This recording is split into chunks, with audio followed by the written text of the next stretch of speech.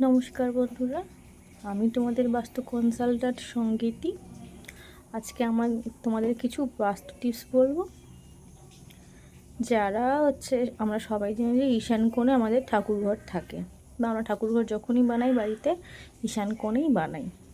তো আজকে ঈশান কোণ বা ঠাকুরঘর নিয়ে কিছু টিপস আমি তোমাদেরকে দেব। এই ঈশান কোণে যখন আপনি ঠাকুরঘর বানাচ্ছেন, দেয়ালে নিশ্চয়ই রং করবেন। তো রংটা কী কালার করবেন?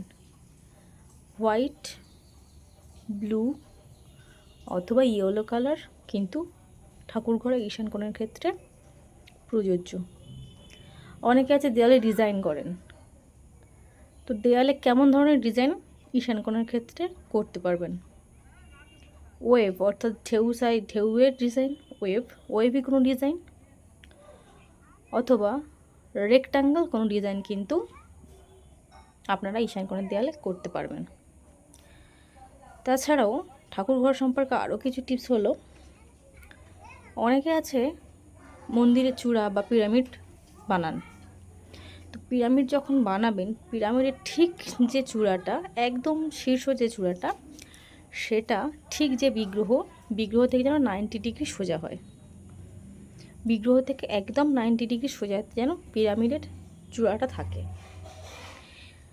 আর মন্দিরের মধ্যে আমরা প্রতিনিয়ত পুজো করি, তাই ধূপ দীপ তো জ্বালাই, সাথে সাথে ফুলও নিবেদন করি আমাদের বিগ্রহকে, অথবা সামনে থাকা প্রতিষ্ঠিত দেবীঘর কিছুতে আমরা ফুল দিই। তো এই ফুল, ধুনো জ্বালালে তার ছাই বা ধূপের ছাই, এগুলো কিন্তু ঈশান কোণে বা ঠাকুর ঘরে স্টোর হতে দেওয়া যাবে না।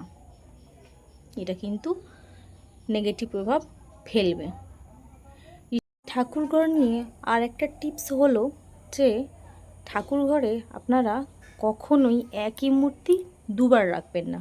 বিশেষ করে গণেশ মূর্তির ক্ষেত্রে যে কোনো মূর্তি দুবার রাখবেন না, বা ভাঙা মূর্তি জোড়া লাগালেন বা রং করে নিলেন, এইগুলো করবেন না।